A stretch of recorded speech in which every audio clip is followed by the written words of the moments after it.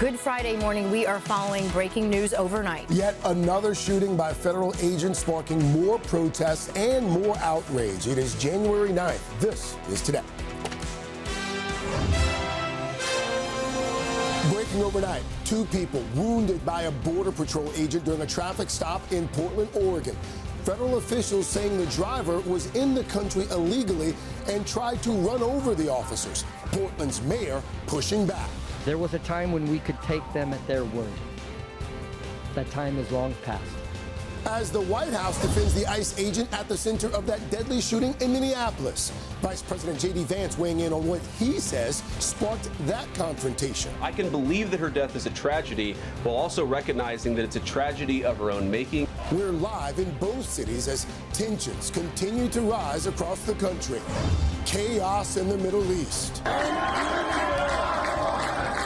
Massive anti-government protests spreading across Iran overnight. Authorities responding by cutting internet access and phone service. Iran's supreme leader addressing the nation this morning. All of it being watched closely by the U.S. We'll have the very latest. Vacation tragedy. A Minnesota woman killed in a suspected shark attack while swimming in the U.S. Virgin Islands. I swam out to try and help and saw that she was in distress. What we're learning about the victim and the chilling accounts of witnesses who tried to save her. Heading home early. An unprecedented announcement from NASA now working to execute the first ever medical evacuation from the International Space Station. The health and the well-being of our astronauts is always and will be our highest priority. Straight ahead, inside the complex plan to bring them back to Earth. Royal surprise. Princess Kate making an unannounced visit to a London hospital, connecting with patients and staff over her own cancer battle and recovery.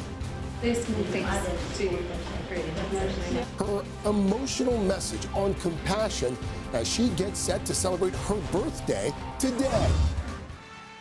All that plus standing ovation. Maxim Naumov honoring his late parents with an emotional program at the U.S. Figure Skating Championships, while the quad god shows why he is the heavy favorite heading into the Winter Olympics. Flawless. We'll have all the highlights. And you got it. And still looking, takes off running, Carson back with his legs. Miami winning a thriller over Ole Miss in a game that came down to the final play. Launches to the end zone. Broken up. And advances to the national championship, while NFL fans get set for Wild Card Weekend to kick off the road to the Super Bowl. Today, Friday, January 9th, 2026. From NBC News, this is Today with Savannah Guthrie and Greg Melvin, live from Studio 1A in Rockefeller Plaza. And a very good morning to you. Welcome to Today. So glad you're with us on a Friday morning. Laura Jared in for Savannah. Yeah, nice to be with you, Craig. It is a busy morning. We want to get right to that breaking news on a series of shootings sparking protests overnight. In Portland, Oregon, a Border Patrol agent shot and wounded 2 people there. The Trump administration saying it happened during a traffic stop with that officer firing in self-defense as a driver accelerated toward him. It comes amid growing protests in Minneapolis calling for ICE to leave that city after one of its agents shot and killed a U.S. citizen behind the wheel of her car. Governor Tim Walz now putting Minnesota's National Guard on standby out of an abundance of caution if needed to protect public safety. We've got it all covered for you this morning. We're going to start with NBC's Dana Griffin. She has made her way to Portland. Dana, good morning. Craig, good morning to you. So far, no surveillance or witness video of this incident yet, so there's still a lot of unanswered questions. What started off as a targeted vehicle stop turned violent, forcing this agent to fire his weapon. According to DHS, the FBI is now investigating. Overnight protest after another shooting incident involving federal agents. We have a male who was shot twice in the arm, a female who was shot in the chest. In Portland, Oregon, 2 people shot by a Border Patrol agent. Police say the man and woman were both hospitalized, their conditions unknown. The Department of Homeland Security saying agents stopped a vehicle carrying 2 people affiliated with the violent Tren de Aragua gang. DHS saying the passenger is an illegal Venezuelan immigrant involved with a recent shooting in Portland. DHS saying the driver weaponized his vehicle and attempted to run over agents when they identified themselves, adding an agent fearing for his life and safety fired defensive shots. Local police saying they can't verify those claims since they responded after the vehicle had left the scene. On our end, we do not know the facts of this case. Portland's mayor demanding ICE halt operations pending an investigation. We know what the federal government says happened here. There was a time when we could take them at their word. That time is long past. Last night, multiple arrests as crowds clashed with police, with another city on edge. Now, this shooting escalates tensions in a city that already has a long contentious history with the Trump administration over its efforts to try to deploy National Guard troops here to the city. There are already several protests planned, including one that will center around this ICE facility, which for months over the summer was a flashpoint over these deportations. Craig. Dana Griffin starting us off there in Portland, Oregon. Dana, thank you. To Minneapolis now, a second night of protests there amid new questions about the ICE officer shooting of a woman who was behind the wheel of her car. NBC's Maggie Vespa joins us with that story. Maggie, good morning. Hey, Laura, good morning. Yeah, following more explosive protests here overnight, police actually closing several blocks around the intersection where Wednesday's fatal shooting happened, trying to keep the peace as the Trump administration vows immigration raids will continue. Overnight, tensions rising nationwide. Amid the Trump administration's immigration crackdown, crowds gathering in cities across the country, including New York, Columbus, Dallas, L.A., and Minneapolis, where the fatal shooting of a woman by an ICE agent kicked off a nationwide response. The officer who killed 37-year-old mother of 3, Renee Good, now identified as Jonathan Ross. DHS telling NBC News Ross was seriously injured in a traffic stop here 6 months ago when he tried to arrest an undocumented convicted sex offender who dragged Ross 50 yards with his car. 6 months later, this fateful moment. Police say Good was blocking the road with her SUV. You can see officers approach, Ross stepping in front of it. Good reverses before accelerating forward while turning. That's when authorities say Ross fired multiple shots. The Trump administration defending his actions, including Vice President J.D. Vance, in a rare appearance in the White House briefing room, saying without evidence that Good was radicalized. Pressed by NBC's Kelly O'Donnell. Is there a risk with you describing her as a deranged leftist, talking about very specific facts of these events, when an investigation is just beginning? Well, first of all, the Department of Justice is going to investigate this in this case. You have a woman who is trying to obstruct a legitimate law enforcement operation. I can believe that her death is a tragedy, while also recognizing that it's a tragedy of her own making. While local officials, including the city's mayor, dispute the Trump administration's narrative, and some expressing frustration with the investigation. It feels very, very difficult that we will get a fair outcome. And I say that only because people in positions of power have already passed judgment. So amid all this unrest, new overnight, the New York Times reporting the Trump administration now plans to deploy more than 100 U.S. Customs and Border Protection agents here to the Minneapolis area, with the acting ICE director saying operations here will continue. Laura. Maggie, thank you. Also this morning, President Trump is doubling down on the U.S. military's actions in Venezuela and also making some new threats about what's ahead. NBC's Ryan Nobles has more on that. Ryan, good morning. Hey, Craig, good morning. And you're right. In a new interview, President Trump revealing new details about possible expansion of the U.S. military presence in Latin America, suggesting that Mexico could be next. We've knocked out 97% of the drugs coming in by water, and we are going to start now hitting land with regard to the cartels. The cartels are running Mexico. In a separate interview, the president also revealing what he believes his vision is for presidential power on a global stage that is raising some eyebrows. Take a listen. Do you see any checks on your power on the world stage?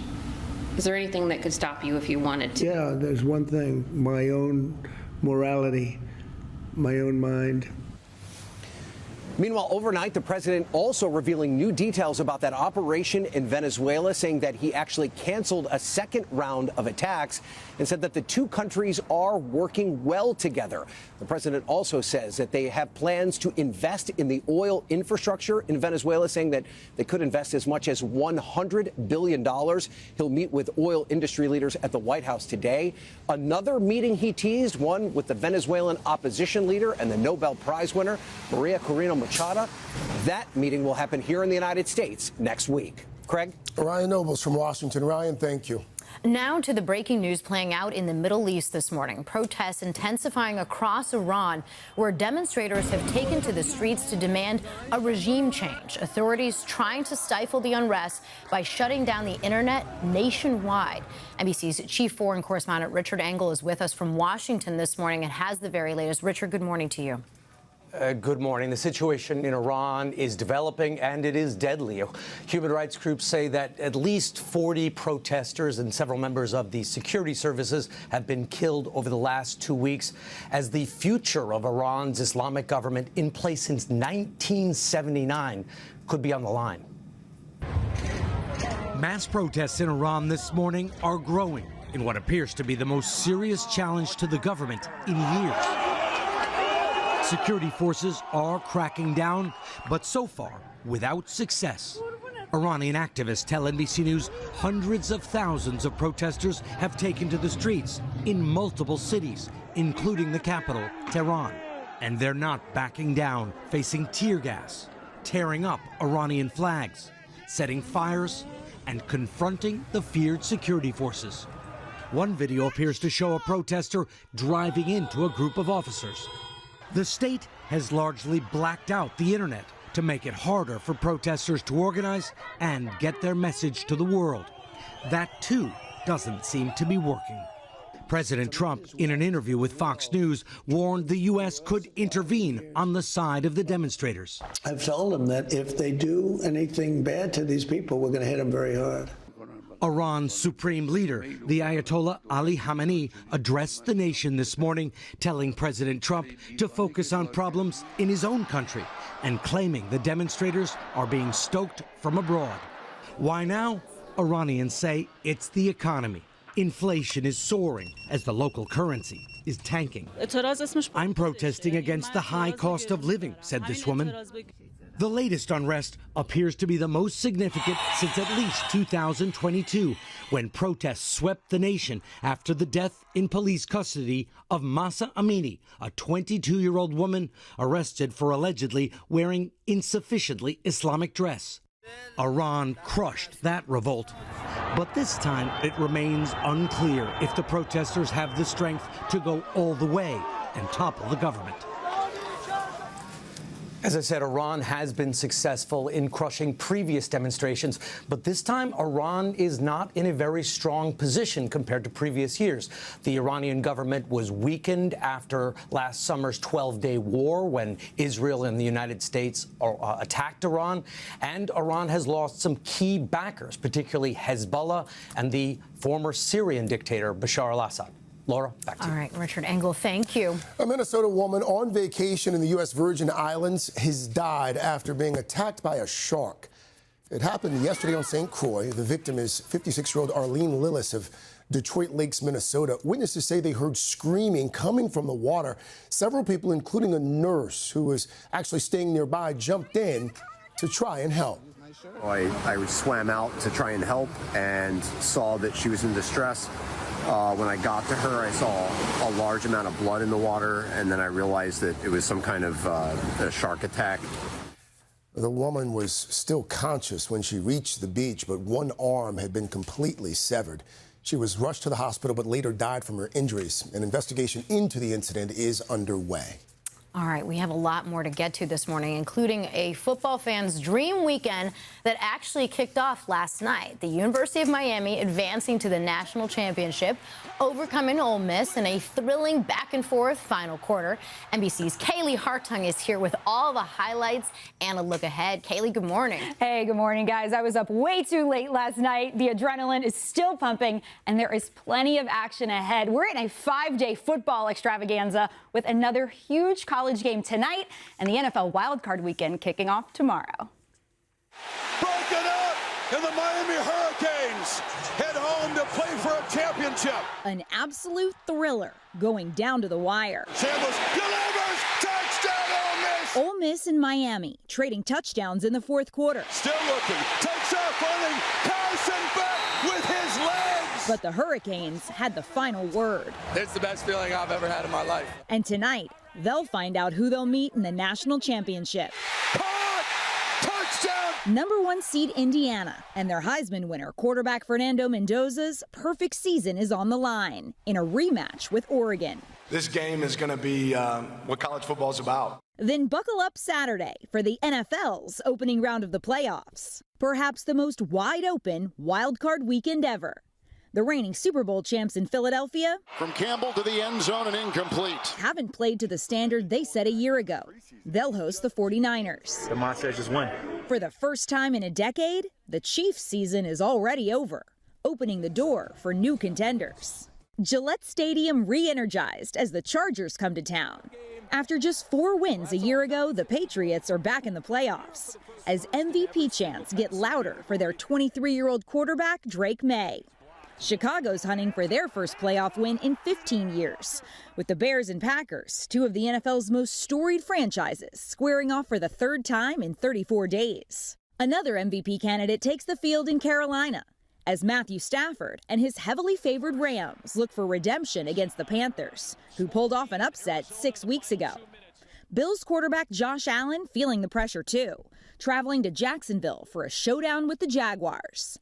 And still riding high off a dramatic win last Sunday, The kick is no good! It is wide right! the Steelers host the Texans as Aaron Rodgers enters his 12th and likely final playoff run. A lot of gratitude for the journey, but I'm proud of our guys. As he should be. And watching all that action from their couches this weekend, the number 1 seeds in the NFL, the Seattle Seahawks and the Denver Broncos. Now, you guys might have heard that phrase, defense wins championships. Well, this season, by points per drive allowed, Seattle's been the best, Houston second, and then Denver third. And considering you've got so many of the big-name quarterbacks like Patrick Mahomes, Joe Burrow, and Lamar Jackson already on vacation, these elite defenses could really be the stars of the postseason. I'll tell you who looks good. The Bears. Your Bears the Bears. You're going to Chicago right after this. Right after this. Your Bears look good. This could be their year. This is their year. This is their time. Yeah, and what a rivalry game on this stage. Whew. Kaylee, thank you. Thanks, Kaylee. By the way, you can catch one of the biggest wildcard weekend matchups right here on NBC and Peacock when the LA Chargers face off against the New England Patriots. That's going to happen Sunday night. So how is the weather looking for a weekend of football launching? Mr. Roker is standing by with the forecast. Actually, Tale of 2 storms. Well, pretty good because we are going to have a lot of stormy weather. So good thing you got football to watch this weekend. Okay, Liz, you said tale of 2 storms. Storm number 1 right now over the Great Lakes. Storm number 2 back over the Rockies. That's going to bring heavy rain and severe snow. Storm number 1, though, snow, rain, high winds. We've also have the risk of severe weather for 8 million people from Lake Charles, Louisiana to Tuscaloosa. We are looking for damaging winds, tornadoes possible. That severe risk for the lower Mississippi River Valley. Showers extend into the northeast. Then tomorrow, beneficial rain for the northeast coming in. Some of it heavy at times, very windy. Some strong storms, though, from Virginia to Louisiana. Then Sunday, snow showers for the Great Lakes and New England. Cold winds blowing in, dropping those temperatures. Now back down to the lower Mississippi River Valley. We could be looking at 2+ inches of rain per hour. That's why there's a big flash flood risk there. Some places anywhere from 5 to 8 inches of rain. And as you get into the northeast, it's about 1 to 3, but could be higher amounts. Heavier snow back through the Rockies on into the upper Great Lakes, especially the UP of Michigan could see 6 to 8 inches. Also northern New England as well. We're going to get to your local forecast coming up in the next 30 seconds. Did you see this? It was on YouTube. Saw it.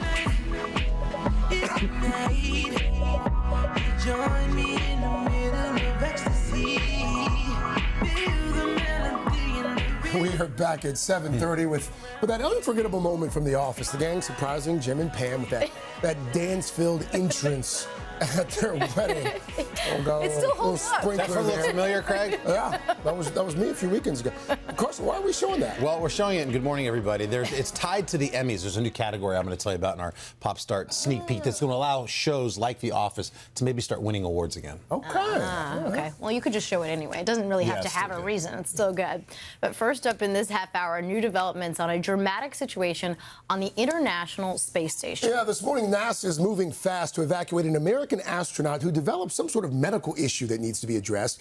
It is the first time ever that the agency has chosen to end a mission prematurely for medical reasons. We're going to talk about it with former astronaut Mike Massimino in just a moment. But first, NBC's Tom Costello is standing by with the very latest. Tom, good morning. Yeah, good morning. So from NASA, we're told that this will happen in the coming days. Now, the Crew 11 astronauts, 4 of them, launched last August. They were supposed to be returning in February, and now NASA is expediting their return for medical treatment. Once they splash down in the Pacific, recovery teams will move to get the sick astronaut to shore and then on to treatment. This morning, history unfolding in space as NASA prepares for the first medical evacuation of the space station, bringing home all 4 astronauts early after one of them developed a medical issue that needs to be addressed. I've come to the decision that it's in the best interest of our astronauts to return Crew 11 ahead of their planned departure.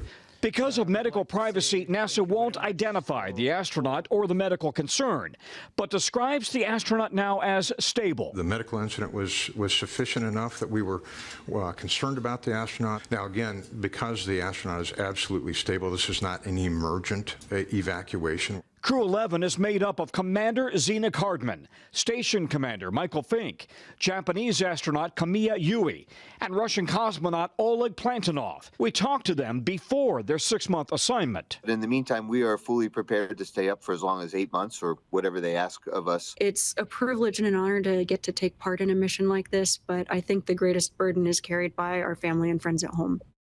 Every astronaut goes through extensive physical and psychological screening before ever going to space, including detailed laboratory and diagnostic tests, everything from breast and prostate exams to neck, heart, and lungs, noting the risk for a medical event increases with mission duration. The space station itself is equipped with medical supplies and medicines, even ultrasounds and blood analyzers. On the ground, flight surgeons are available 24/7. Among them, 25-year NASA veteran Dr. Joe Schmidt, whom I met in Houston last fall. The good thing is that we've screened these astronauts before they've flown. If they have any medication needs, we actually will give them medication to take with them. And then, yes, we would be prepared if they had an emergency or a medical issue on board. So with Crew 11 coming home early, that will leave just 1 American and 2 Russian cosmonauts on the station. So NASA will move to get the Crew 12 replacement astronauts up on station as quickly as possible. They need to get that station fully staffed again, guys. Tom Costello for us there. Tom, thank you. Joining us now is former NASA astronaut Mike Massimino, who's logged more than 570 hours in space. Mike, good morning to you. As Tom just pointed out there, this is unprecedented. It's never happened. What are the protocols typically, Mike, when there is some sort of medical issue, some sort of medical problem in space? Well, typically, Craig, it's something that you can handle in space. As Tom said in his piece, there's lots of equipment, medications, plus you're in pretty much constant contact, if necessary, with the medical team on the ground. So it's usually things that you can treat if something comes up. If this is a real emergency, like a life-threatening thing or even like a severe health-threatening thing, they would be on the ground now because they're able to return very quickly. So I think that this is something that they said there it's a stable situation and that they need to look into it a little bit deeper, and they can't do that on the space station, apparently. Maybe we'll find out why that is eventually, but they need to bring that person home to investigate further. Hey, Mike, just remind us of all the medical screenings that astronauts go for before they even get on board. It's extensive. It's pretty extensive, Laura. Even before they pick you, a lot of the selection is the medical exam that lasts about a week total. And they look at your medical history, they probe everywhere. So there's a lot of evaluation before you even get selected as an astronaut. I was medically disqualified the first time I selected. because I was trying to be selected. When I interviewed, I failed the eye exam, and I had to do some training, some other things to get that overturned. So they do a big screening before you're even selected, and they're constantly looking at you before a flight, of course, and during the flight. So I'm not sure what this could be. I think this is some sort of anomalous situation that popped up. It doesn't sound like it's too serious. But serious enough that they want to take a closer look. Hey, Mike, it's Carson. Good morning. Have they ever thought about organizing these astronaut teams almost like they do special forces, where they have individual skill sets and there's more of an operations medic, a part of it, who's trained in more austere medical training? Well, Carson, there is a lot of medical training. Every astronaut now that goes to the space station gets kind of the equivalent of an EMT training, at least. They spend time in the emergency room. They learn how to suture people, take blood, do scans, diagnostic stuff, communicate well and clearly with the doctors on the ground. And some go even further, get a little extra training just in case something more serious arises. So there is a great deal of training. I think, you know what I think it is, Carson? I think it might be the equipment on board. This is kind of my guess. We don't want to guess and hypothesize, but it seemed like what they were insinuating is that the person's stable, but they don't have all the diagnostic equipment that you have in a hospital on the space station. I think that's where the limiting factor is. So let's see what it turns out. Mike Massimino, Mike, we always appreciate your insight. We especially appreciate that insight when you join us from vacation. So thank you, my friend. Have a great weekend. Get back to vacation. My pleasure. Great to see you all. Like to see that the buffet is just right around the corner where Mike is. He made time for us. Maybe right? we need an urgent care on the moon and on Mars, if that's where it's all going. Speaking of Mars, guys, we're going to continue the theme, but this time Bruno Mars finally back, dropping his first song. He hasn't put out a solo album in nearly 10 years. We're going to tell you what we know about it. We'll give it a listen, and we'll tell you about the big tour that he's planning coming up. That's going to be good. But first, after years of decline, is smoking, yes, smoking, suddenly having a comeback? Why cigarettes? You've probably seen it everywhere, dominating pop culture, and the concerns coming along with this trend. That's right after this.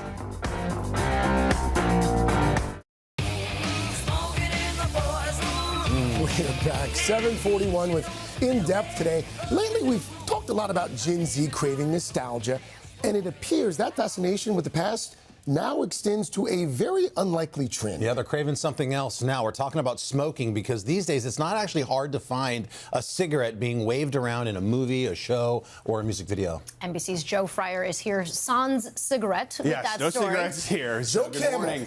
Good to see you guys. I mean, we know smoking rates have dropped just dramatically over the decades. Back in the late 90s, about a third of high schoolers smoked cigarettes. Today, it's less than 3%. Others do vape. But experts are worried we are seeing a pop culture revival, that A-list celebrities are making cigarettes look, quote unquote, cool again. Don't. On TV's hit show The Bear, the smoke is not confined to the kitchen. You're not good at smoking. I'm gonna get good. Chef Carmi's nicotine addiction and attempts to quit are part of the plot's recipe. Chef. Proof that smoking, once romanticized in old Hollywood, What do you think's fair? I'll leave that to you, is wafting into pop culture today. From Sabrina Carpenter's Man-Child video, where she holds a cigarette with a fork, I missed you, to Dakota Johnson puffing away in The Materialists. One report found in 2024, more than half of the top box office films featured tobacco imagery, up 10% from the previous year. Then there's social media, where on Instagram you'll find Sigfluencers. Sigfluencers, I guess in the simplest terms, is a mood board celebrating hot people smoking cigarettes. 27-year-old Jared Oviatt started the account 4 years ago and now has more than 85,000 followers. From when I started the account, there definitely wasn't a ton of examples, but now it feels like every week there's one or two new celebrities who are indulging. This week, the Wall Street Journal explored why 20-somethings are trading vapes for cigs after the author noticed a surprising number of young smokers at her annual holiday party.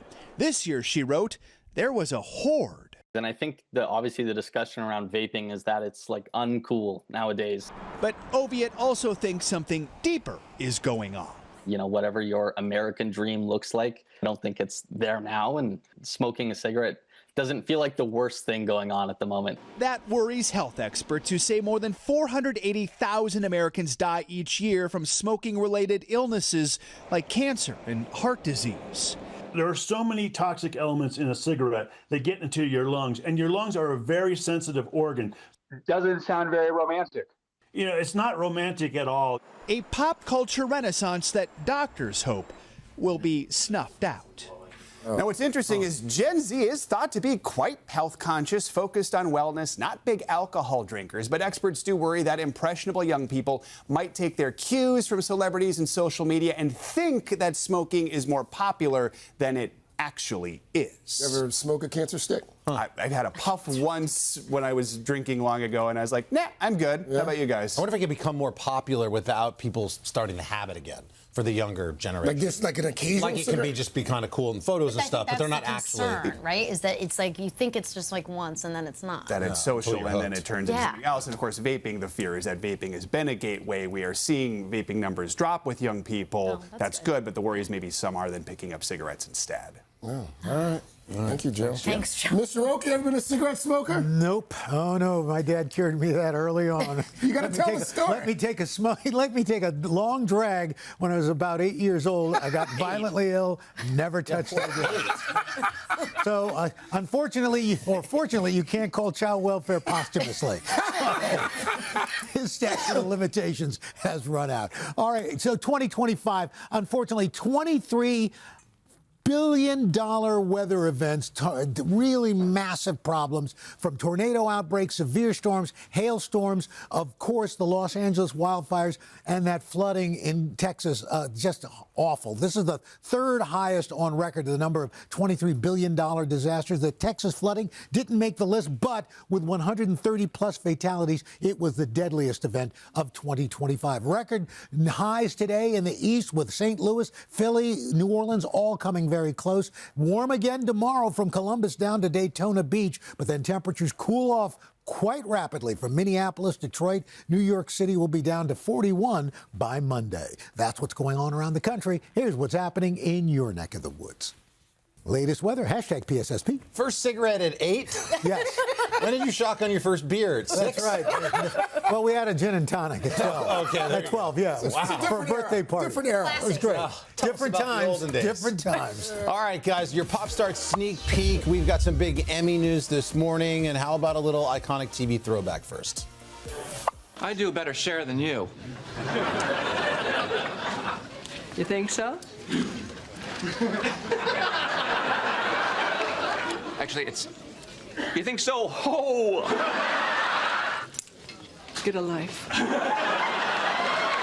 So why are we showing you an old Will and Grace clip? Well, the long-running 2000s sitcom might be eligible for an Emmy once again. The TV Academy just announcing that there's a new category coming. It's called the Legacy Award, and here's the basic criteria for a show to be nominated. You have to have had a minimum of 60 episodes, a minimum of 5 seasons, and continued or sustained relevance, influence, or inspiration across culture. Not sure how they measure that, but notably, it does not have to be a show that's currently still on the air. So that means shows like ER, All in the Family, Little House on the Prairie, they could all win an Emmy trophy when the new category debuts at the next Emmys. Is there a show that you would give the Legacy Award? Oh gosh, anything from Seinfeld to Cosby to the Simpsons. All in the Family. All in 'Absolutely. I would pick Seinfeld. Yeah, Today Show. Yeah. That's just putting it out there. Yeah. We've won a few over the years. Yeah.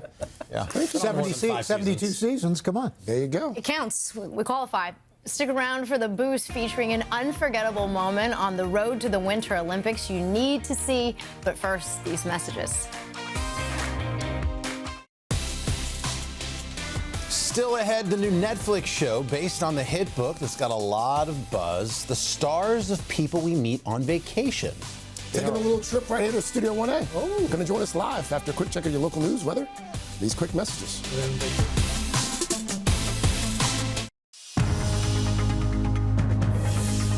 It's 8 o'clock on Today. Coming up, breaking overnight in Portland, Oregon, another shooting incident involving federal agents.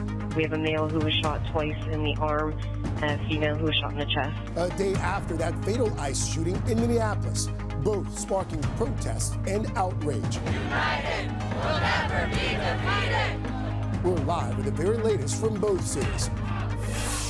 Then, extreme makeover. The plans just revealed for the new White House ballroom. But is it just the first in a series of major renovations? The White House is therefore considering the idea of a modest one-story addition to the West Wing colonnade. All the details straight ahead. And royal surprise, Princess Kate making an unannounced visit to a London hospital, speaking out about her own health journey. Her special message coming up. All that, plus our first look at the new Mel Brooks doc. I was born to make people laugh, so I do that. We'll meet people we meet on vacation. Are you guys like a thing? Oh, no, we're just friends. And Bruno Mars is back to kick the weekend off right. It's all ahead today, Friday, January 9th, 2026. From Morristown, Tennessee, on a girls trip! Celebrating Kelly's 60th. From Arizona and Texas. Love you, Arlene. Visiting from Shannon, Mississippi. Lexington, Virginia. Noblesville, Indiana. LaBelle, Florida. And Bowie, Maryland. Good morning to my sister Mia. 3 generations at the Today Show. First time in the city. Hi, Mom. From Mayberry, North Carolina. It's Gigi's birthday. And she's turning 6'7". No. Well played. Happy 6-7. Welcome back to Today. So glad you're with us on a Friday morning, kicking off the weekend with Laura Jarrett, who's helping us out while Savannah remains on the mend. Always good to have you. I just tried to tell my son we weren't doing 6-7 anymore. Can't get rid of it. You can't do it. 6-7. All right, let's get right to your news at 8, though. We're going to start with that breaking news. Out of Portland, Oregon overnight, 2 people wounded by a Border Patrol agent during a traffic stop there. Federal officials saying the driver was in the country illegally and tried to run over the officers. NBC's Dana Griffin is in Portland for us with the very latest on this. Dana, good morning. Craig, good morning to you. So what started off as a targeted vehicle stop quickly turned violent. This federal agent having to fire in self-defense. That's according to DHS. There is still no witness or surveillance video to corroborate anything. So we're waiting to get more answers. Right now, the FBI is now leading this investigation. Overnight protest after another shooting incident involving federal agents. We have a male who was shot twice in the arm, a female who was shot in the chest. In Portland, Oregon, 2 people shot by a Border Patrol agent. Police say the man and woman were both hospitalized, their conditions unknown. The Department of Homeland Security saying agents stopped a vehicle carrying 2 people affiliated with the violent Tren de Aragua gang. DHS saying the passenger is an illegal Venezuelan immigrant involved with a recent shooting in Portland. DHS saying the driver weaponized his vehicle and attempted to run over agents when they identified themselves, adding an agent fearing for his life and safety fired defensive shots. Local police saying they can't verify those claims since they responded after the vehicle had left the scene. On our end, we do not know the facts of this case. Portland's mayor demanding ICE halt operations pending an investigation. We know what the federal government says happened here. There was a time when we could take them at their word. That time is long past. Last night, multiple arrests as crowds clashed with police, with another city on edge. Now, several protests are already scheduled for today, including one outside of this ICE facility where overnight 6 people were arrested. State and local officials are reminding people to stay calm and to stay peaceful. Craig. Dana Griffin for us there in Oregon. Dana, thank you. Now to Minneapolis and a second night of protests amid new questions about that deadly shooting involving an ICE officer there. NBC's Maggie Vespa joins us with the very latest. Maggie, good morning. Hey, Laura, good morning. Yeah, amid more protests overnight, police for a time closing this intersection and several blocks around it, pushing the media back, pushing the public back, trying to keep the peace. And Minneapolis was far from alone. We saw protests across the country, including in New York, Columbus, Dallas, and L.A. All of this in the wake of Wednesday's fatal ICE shooting here in Minneapolis. And the officer who shot and killed 37-year-old mother of three, Renee Good, now identified as Jonathan Ross. The Trump administration defending Ross's actions, with Vice President J.D. Vance saying without evidence that Good was, quote, radicalized. Meanwhile, the acting ICE director saying operations here will continue. And new overnight, the New York Times reporting the administration is sending more than 100 Customs and Border Protection agents here to the area. Minnesota Governor Tim Walz blasting the administration for refusing to pull back, and authorizing Minnesota's National Guard to be ready to support local law enforcement here through the weekend. Laura. All right, Maggie, thank you. Breaking overnight, Russia attacked Ukraine with a barrage of drones and missiles, including a new hypersonic ballistic missile capable of carrying a nuclear warhead. At least 4 people were killed. Several others were injured. Russian defense officials say the overnight attack comes in response to an alleged Ukrainian drone strike late last year on a residence used by President Vladimir Putin. The U.S. has rejected the Kremlin's claim, saying Putin's residence was not targeted. The Ukraine dismissed Putin's claims as a lie intended as a distraction. Back here at home, the White House has now unveiled its latest plans for President Trump's expansive ballroom inside a newly constructed East Wing. Construction expected to take years, but this morning we have a much better feel for what it's going to look like. NBC's Kelly O'Donnell is at the White House with a preview. Kelly, good morning. Good morning, Laura. When this all started, the president said his ballroom project would not interfere with the existing White House. But then the entire East Wing came down without any public oversight. Now an official review process is underway, and the president has expanded his vision for White House renovations. This morning, we're learning the nation's most historic residence may be getting an even more extreme makeover than initially revealed. The century-old East Wing has already been demolished to make way for the president's passion project, a massive ballroom. It'll be the most beautiful ballroom. But Mr. Trump envisions something more. For the first time, his White House remodeling team is seeking outside approval. The project's architect unveiling the new idea at a public meeting of the National Capital Planning Commission. The White House is therefore considering the idea of a modest one-story addition to the West Wing colonnade. In August, the president appeared to survey the West Wing roof, where this new level could be added. The main project is that new ballroom. The ballroom is where the leaders will gather, important decisions will be discussed, and history will be made. Among the new details, the addition would be as tall as the main White House structure. The ballroom itself spanning 22,000 square feet. Room to seat 1,000 guests for dinner and other events. The cost doubling from $200 million to $400 million. All private money, according to the president. This is the White House. You're the president of the United States. You can do anything you want. During Thursday's planning meeting, the Washington, D.C. Council chairman questioned the delay in forming the commission. Why didn't the project come to us as a whole instead of after the demolition? There are some things regarding this project that are, frankly, of top secret nature that we are currently working on. Now, this has all drawn controversy, with concerns over preserving history and fears the project could overshadow the White House itself. The review process is expected to go on for a few months, and the president says he wants to see it built by summer 2028. Laura? Kelly O'Donnell at the White House. Thank you, Kelly. Well, the news is covered. How about a little boost here? The men made their debut on the ice at the U.S. Figure Skating Championships last night, and 24-year-old pro Maxim Naumov performing a touching tribute to his late parents who died tragically in that D.C. plane crash last January. After his emotional skate, the entire arena jumped to its feet, giving his performance a massive standing ovation. Then, while Max was waiting for his score to come in, he pulled out that photo of his mom and dad, definitely making them quite proud last night. You can hear the whole stadium behind him. Meanwhile, it was another high-soaring and high-scoring night for the quad god himself, Ilya Melanin, who threw down a personal best of 115.10. For the experts out there, he completed a quad flip, triple axel, and quad Lutz triple toe loop combination.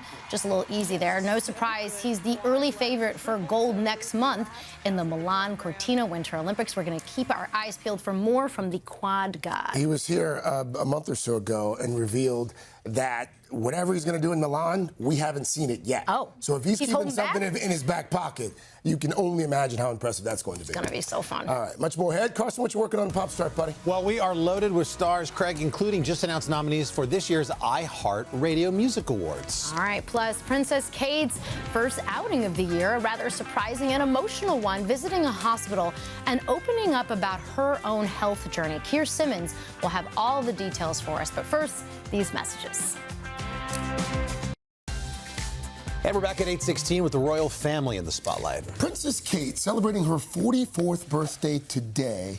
But yesterday, she stepped out with Princess William for their first royal engagement of 2026. It was an unannounced visit to a hospital in London. NBC's Keir Simmons is here with that story. Nice to have you in person. Good morning. Happy birthday, Your Royal Highness. Her birthday, 44 years young today. Amazing, right? Happy birthday. Yep. Happy birthday to Princess Kate. And folks at the hospital were expecting just to see the Princess of Wales. Instead, they got William and Kate. And it was a wonderful surprise because, of course, all of the things that she's been through. For the Princess of Wales, her first public engagement of 2026 was for a cause close to her heart, visiting a hospital with the Prince of Wales, sharing her personal experience battling cancer with patients. Very nice to meet you. The couple making their way through wards and therapy rooms, meeting with patients, volunteers and frontline hospital staff, reflecting on how creativity supported her during her own health journey, emphasising a holistic approach to recovery. Whether it's, just a casual conversation or it's the art therapy or whether it's walking and going to the cafe with a patient, it makes such a big difference, that recovery and healing journey, and also the confidence going back into home life. Kate's appearance a surprise. William had been scheduled to appear alone, part of a continuing return to duties for the Princess of Wales. Coming here today and reminding ourselves just how important all the teams are, all the staff, the patients, sort of interactions. It's so heartwarming. All of it comes 1 year after Kate announced she was cancer-free, revealing last January that she was officially in remission. Although I have finished chemotherapy, my path to healing and full recovery is long. Since then, the princess has been easing back into public life. In recent months, she's taken part in key royal engagements, including laying a wreath on Remembrance Day. Earlier in 2025, she attended the St. Patrick's Day parade and celebrated with the Irish Guards. Get into you, boys. In the summer, there was an appearance at Wimbledon. She greeted French President Macron in July and President Trump and the First Lady during their high-profile state visit in September. The princess stepped out solo, delivering a speech focused on the cause she's championed for years, creating safe and nurturing environments for children. We believe that we must do all we can to create the conditions for love to flourish. That is how we invest in our future.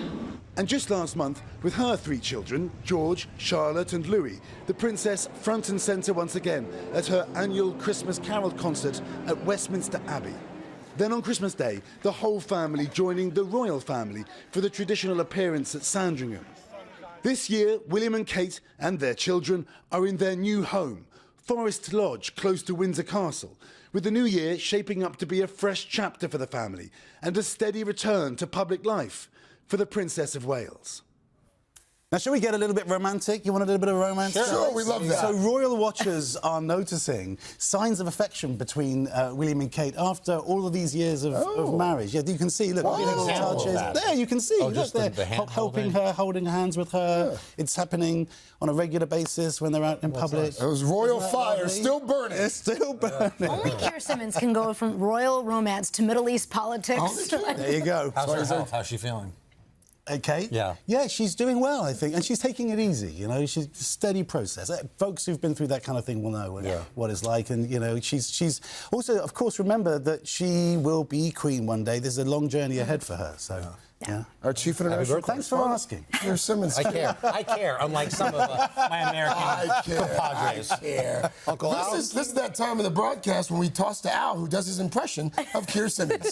Right. It's so good to see you guys. It's fantastic. Guess what? I heard he actually bought her some Pop-Tarts. It's fantastic. The Royal Pop-Tart. Never gets old. These are people I call friends. That's right. Well, the Royals, they're just like us. Anyway, we got warm, windy weather and then wet weather in the northeast. Storms and flooding down through the lower Mississippi River Valley. This is water moisture, more like we would see normally around early summer. So there could be some real significant flooding there. Santa Ana winds blowing in, so we're going to be watching that closely as well. That's what's going on around the country. Here's what's happening in your neck of the woods. This just in, the Royals were canoodling.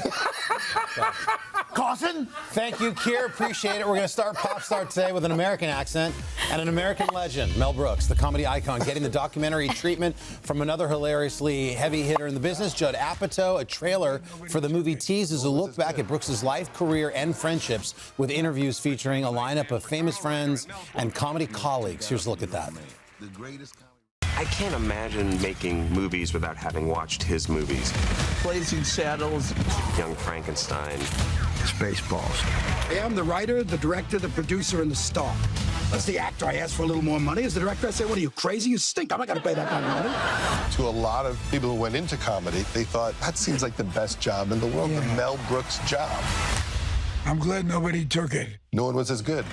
That's going to be great. Mel Brooks, the 99-year-old man, premieres in 2 parts. It'll start January 22nd on HBO and HBO. You need 2 Max. parts for You know, that. the 99-year-old man is a play on a famous routine he and Carl Reiner did, the 200-year-old man. Oh, I didn't know that. It's if you want to laugh, I mean, bust a gut funny, listen to the 200-year-old man. You can get it on, any point you get your music. Is it just one quick sketch? Oh no, it's a long set. And then they did it originally in the 1960s, and they came back and did it again in the year 2000 and the year 2020. See, a little history lesson you get during Pop Star. Next up, Neil Diamond. Cue the music. It's impossible to hear Sweet Caroline and not sing along, right? Well, during a recent conversation about her role in the Neil Diamond-centric movie Song Sung Blue, Kate Hudson spoke with fellow actress Demi Moore about the singer's legendary songs, and Moore revealed a sweet connection between the music and her ex-husband, Bruce Willis. Bruce always had every week Neil Diamond Day. So I just want to bring in and say, watching the movie just kept reminding me when he would blast Neil Diamond, and I'd say, what's going on? And he said, no, it's Neil Diamond Day. No, that's nice there. Good moment. Next up is Bruno Mars. He's got new music out this morning, hot off his next album. Here is the single. It's called I Just Might.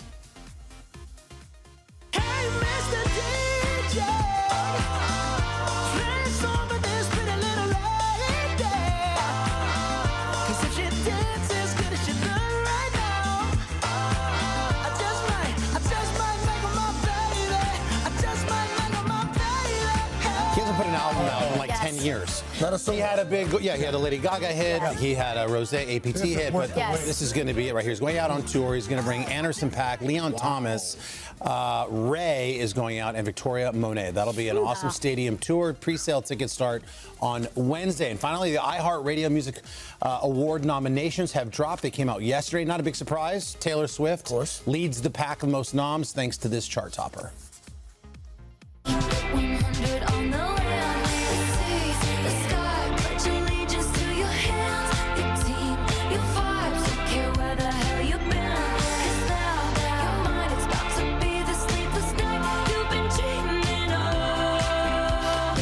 Overall, Swift scored 9 nominations, including Song of the Year, Best Music Video, and Top Pop Artist. Following Taylor in the noms, Bad Bunny, Sabrina Carpenter, and Alex Warren. They each got 8. Mark your calendars. Those trophies will be handed out on March 26th. That's your Pop Star. All right, sir. Thank you very much. Up next, we have a meeting with the people we meet on vacation. That popular book is now... Well, it's now a Netflix hit in the making, and the stars of this movie are right here in Studio 180. Made a trip to see us. We're going to talk to them right after a quick check of your local news, weather, and these messages.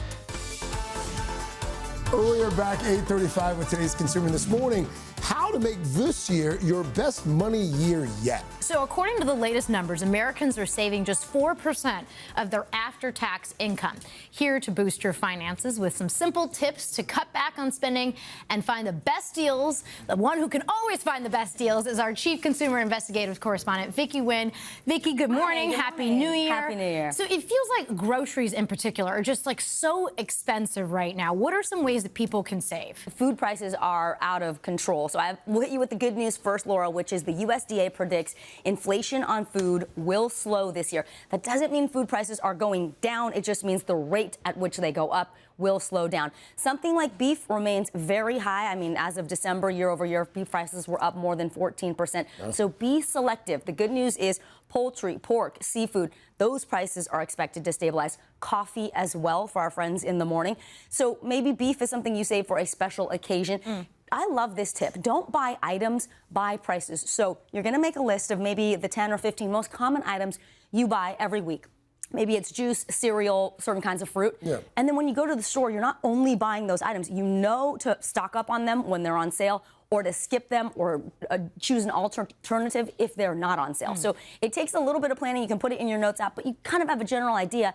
And those little savings add up. Shopping surplus food is another one. So this is food that is maybe imperfect looking produce or it is close to its sell-by or expiration date. Every store has a section where they do this, but there's also a website called buysalvagefood.com, and they tell you where you can shop. Grocery Outlet is a major national chain. This is what they specialize in, and you can find major discounts, even on things like wine, when, you know, maybe they've created too much of that and they're selling it at a major discount. So much for dry January. Also, a couple of apps I want, start in February. A couple of apps to tell you about. One is called Too Good To Go. The other is Flash Food. This is prepared food at restaurants in your zip code, where towards the end of the day, maybe they're going to sell you a dozen bagels for the price of 3 bagels, or, you know, a lasagna for half price. Those are major savings for folks. And then, of course, choosing store brands can save you 15 to 20% off. For a lot of folks, in fact, I would assume the overwhelming number of folks, their housing budget is the largest chunk. Yes. How can you save there, Vic? Craig, shelter costs are typically the biggest part of anyone's budget. So if you are a homeowner, watch mortgage rates like a hawk and have your lender, a trusted lender, on speed dial. Fannie Mae is predicting rates will fall to about 5.9% for a 30-year fix by the end of this year. The rule of thumb is if the rate is about 1% less than what you're paying right now, it makes sense to refinance after all of the fees. If you're not sure, use one of those refinancing calculators. You can find them at Bankrate or LendingTree. If you're a renter, I have good news for you. Asking rents have been falling, so this could be a time to open up a conversation with your landlord. It doesn't hurt to ask, and you may be able to negotiate a lower rent rate. And in cities like Austin, Denver, Phoenix, Jacksonville, they're building more, and so the rental rates are falling. This is a very important time to do your research to make sure you know what the market rates are, but make sure you have that conversation. Yeah, worst case is that they say no. What about how you get your credit card bills in order after, you know, so much holiday spending? Absolutely. This is so important because you need to first be real. Get a reality check. How much do you owe on your credit cards?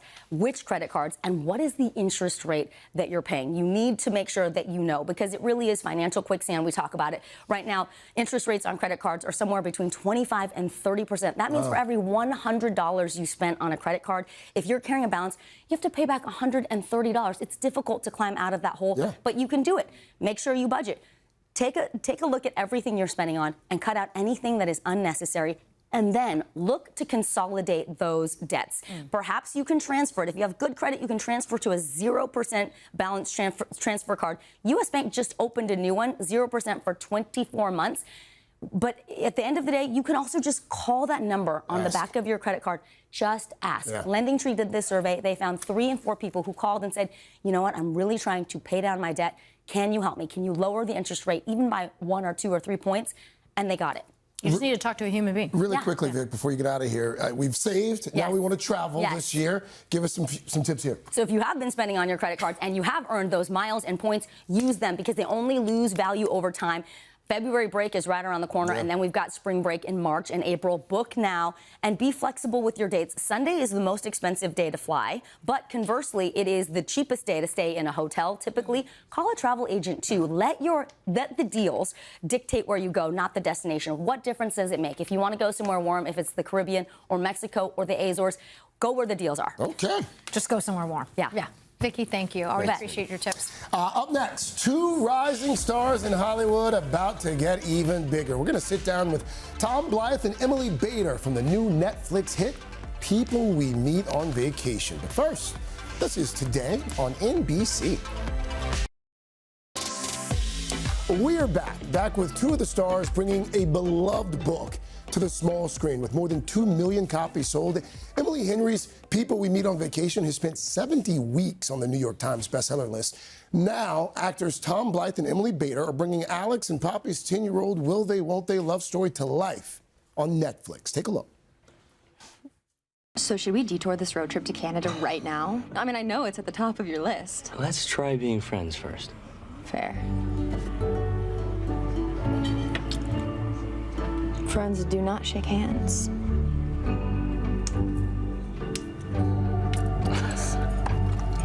And so it begins. Tom, Emily, good morning. Good morning. For folks who may not know the story, if they haven't read the book, set it up for us. What's the story about? Me or you? Go for it. Okay, let me see what I can do. It's early. Basically, this story follows Poppy and Alex, 2 very unlikely friends and companions, sort of after a 2-year friendship hiatus where something went wrong, but basically they meet in college and they decide to take 1 trip together every year, every summer. And then things change, and you just have to find out what that is. Yeah, it's got the kind of classic frenemies to lovers where you're kind of like, will they, won't they? And it goes on for 9 years, and then eventually you have to tune in to find out. And the book is wildly popular. People love this story, as you know. It's Emily Henry's first to get turned into a movie. When you got the call, what went through your minds? I cried. Yeah. I was so happy I hadn't messed it up terribly and that it actually ended up happening. Yeah, I was just so excited to do a rom-com. I'd never done one and had kind of fancied the idea for a while, and I'd come off a run of quite serious movies, so I was ready to do something fun and a little lighthearted. Yeah, and we had the most fun ever. You guys have there's this chemistry that really comes through during the film. I just told you during the commercial break, it's pretty obvious early on there's something palpable. And then I find out there's like a rom-com chemistry test. There's a test that you... Yeah. How does that work? How do they test whether you actually will have this chemistry on screen? Basically, anytime you do a movie where romance or the kind of romantic relationship is at the center, they want to make sure that there's a little spark there, because not everyone's going to spark with each other, and so they kind of put you on screen together and test it out and take you for like a test drive. Yep, that's basically literally. it. And they tested all the names. They ended with chemistry read. It's just very simple. But ours was on Zoom, so obviously it was over Zoom. It's already difficult enough to find chemistry through Zoom, but honestly, she came on and blew everyone away, and I called Brett Haley, the director, afterwards, and I was like, she's amazing, holy crap. And yeah, I was so nervous, and it was actually one of the more fun audition experiences I've ever had. So I was really hoping it was going to happen. Well, it happened. It happened. And for rom-com lovers, this is one that sort of hits all the notes. We don't want to give away too much, but there's there's a kiss in the rain. And then there's a fairly elaborate dance scene in New Orleans. Hey, walk me through that. Was that all elaborately choreographed, or was there some... There it is. Oh. Oh, no. There we go. Oh, gosh. It's my worst nightmare. Everybody thinks that was improvised, but it was not. I think that's because that's good. We just couldn't remember the choreography. Yeah, that's what it was. Yeah, we made it look improvised. We practiced it for 2 days straight. 2 days? Yeah. Had an amazing choreographer work with us and kind of tell us to bring in our strengths and our weaknesses, and we did both. Well, what becomes glaringly obvious is that you're really strong at the worm. Oh, no. He's very strong. Strong is maybe an over-exaggeration. But have you always been a wormer, or was this something that you developed for the film? I learned when I was 8 years old in school, because I fancied this girl, and this other guy came into the school disco and did the worm and did a bunch of breakdance moves, and he got the girl, so I went home. It's always to impress the girl. And it's always to impress the girl, and so I went home and I practiced, and now it's the only takeaway from that experience was the worm. Once a wormer, I never got the girl, but Tom hasn't lost the girl since. But no, I know it's early, but could you walk the audience through what makes a good worm? I think you got to limber up. You got to make sure you do your morning. Oh, you gonna do it? No, I was gonna help you, like show the audience. You gotta make sure. I'm not gonna do the worm, but I will say you got to do like a little bit of back stretching, and you know, just got to kind of limber up. Limber up. And then you gonna do it? No, I mean, listen. If you do it, I'll do it. Yeah. If you do in your suit, I'll take off the jacket. Come on, I'll take off the jacket. They warned me about this. All right. Am I gonna do the worm on the morning show? All right, let's see. Okay. Let's see, Tom. Oh no. You've come this far, Tom. We should do it at the same time. Okay. You ready? Do a light worm. Don't a light worm. Yeah. I'll do a light one. You gotta kind of, you gotta do a little. Oh! You know, one of those. I see. I can't. Now it's your turn. I tell him I can't do that. I gotta bet back. You gotta do it now. Show me one more time. I do it with you. No, you gotta do it now. I'm gonna sit back and relax. All right. So it's like a. Oh, that was pretty good. That was pretty good. Tom, Emily, thank you. Next time you come, we'll have to do another dance. It really is a solid film. Well done. You brought it to life. People We Meet on Vacation. It is streaming now on Netflix. I apologize in advance, Carson. I apologize. Is it over? It's over. You can look back now. Is he done? You can look back now. Oh, my God. By the way, that was so unwormy. I know. Anyway, I know. Nice work, Tom, however. All right, guys, we're gearing up. What a great weekend. We got 6 football games on this weekend. Wild card weekend. Katie Lee Beagle's here with some of her favorite tasty game day treats. You're going to love this. But first, this is Today on NBC.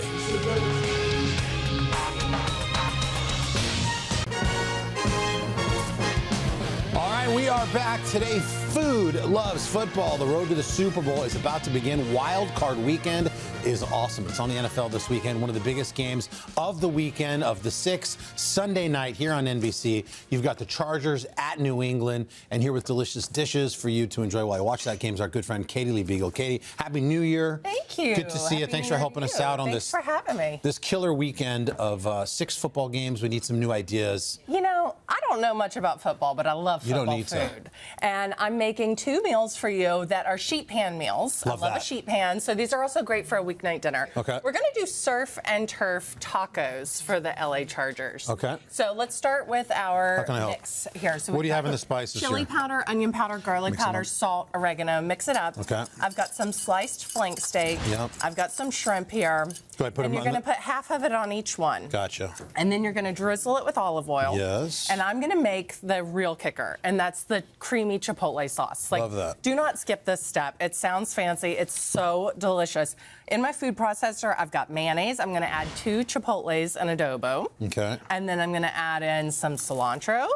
I've got some honey. The honey just kind of gives you a little sweet note to cut the spice of that chipotle. A little lime juice. And a touch of salt. What do you like about the sheet pan part of it? Does that just make it just that so simple? Easy. One thing. And you have very little cleanup that way. Let's see how this one works. Okay, I'm gonna pulse it up. And then, see, I've got them on the sheet pan over here. Easy breezy, right? Then you can mix them together. I like to put the sauce in a squeeze bottle. Yeah. I buy these online, super cheap, couple bucks. Yeah, cut off the top. And then everybody can do their own. So let's make our tacos here. You're gonna put a little bit of the flank steak, a little bit of the shrimp. Ooh, and then love that. Oh, the sauce. That's the surf and turf. Surf and turf. This in is one the bite. Surf and turf in one bite. Oh, yeah. that's good. We're gonna have some pickled onions. Uncle Al, what do you think over there, bud? Tortilla. It's got it all. It's yummy. Al approved. Oh my God, that flavor's ridiculous. Yeah, it's all about that sauce. Yeah, right? sauce is The crazy. sauce just brings it all together. Keep it in your fridge. Put it on sandwiches. It's delicious. What a great idea for LA, California street taco vibe. Great. We're going to go all the other side of the country now. Okay, so now for the Patriots. I was thinking seafood in Boston, but I love chicken wings for a game. Oh, yeah. So typically in Boston, the seafood is with a garlic, lemon butter, parsley sauce. So we're going to do that for wings. Again, on a sheet pan, you do not need to fry. I've got flour, garlic powder, onion powder, salt and pepper. Those wings, I let them dry uncovered in the fridge overnight. That's going to give you the crispy skin. If you don't have time for that, just give them a real good pat dry with a paper towel. And then you're going to put them onto your sheet pan, bake them for about 45 minutes. In the meantime, you're going to make your sauce. I don't need any parchment paper down or anything like that? You can have parchment or not. It's up to you. I've got my butter here. I'm going to add to it some lemon juice. When you do these wings, of garlic. do you have to stop it halfway and flip them over? Yes, flip them over. I like to start skin side down so Okay. they get real crispy. And there's so much fat in that skin that they fry Yeah. themselves, you know. So you got all that garlic in there. Let it cook just for a couple of minutes. Be sure not to let it burn because then it gets bitter. So be stirring it constantly. Add the parsley. Then you're going to take them out of the oven. Give them a toss with the garlic butter.